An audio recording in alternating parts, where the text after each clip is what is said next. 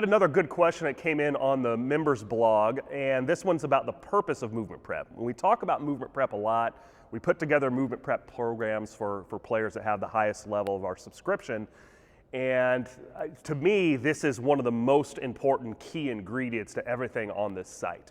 When you're 7 years old or whether you're a professional player, neurological capability is what leads to athletic movements. So your brain is wired in a way that's going to produce different movements in everything that we do in sports. It's all controlled by the brain.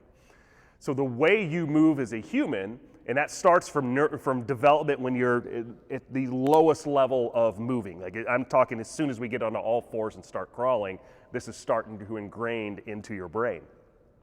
By the time you put a bat in your hand and we start worrying about a ball-bat collision, the way you swing the bat is the way that you've been programmed as a mover in life. In that previous injury history, what you did on a playground as a kid, it goes really deep into the previous athletic experience you have. It doesn't mean you're going to swing the bat right, but that neurological pathway has been built, and it's very difficult to change. So when you think of very simple movements, and that's what the movement prep program does, it takes all the movements you're going to do in the swing, and it's going to break it down and silo those individual movements. So when we do the test on you and we say you failed these different movements, I know that's going to show up potentially as some flaw in your swing. So rather than trying to correct it with a ball and the bat in your hand, we have to learn to move before you can do it with a ball and a bat in your hand. That's why I've been such an advocate of youth athletes playing multiple sports, because you learn these different neurological pathways through different types of play. Baseball players are one pattern movers. We typically rotate from one side, we load one side, we rotate and stabilize on the other side. Over time, it becomes very difficult to change those type of movement profiles, or movement patterns when that's all you do.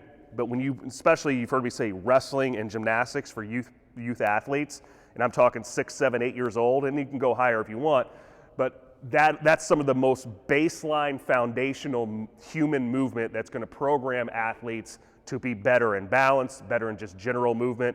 Football is actually a great one, and I'm talking flag football as well. Does it have to be contact? Because the random patterness of the athleticism, like tag, is a great game to play for kids of learning how to move in space and go through a whole lot of different movement patterns. So the movement prep program is designed to get your body in a very short spurt to be able to move correctly before we try to reproduce those movements with a bat in our hand and get into the cage. And that carryover may be very minimal, but it's getting you ready to do it right before you swing. And of course, the more that we do it, the more the brain gets programmed to move the right way.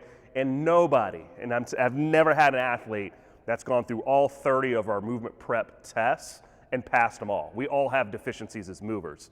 It's just being able to identify and then continue to work on those deficiencies, and it will show up in your swing.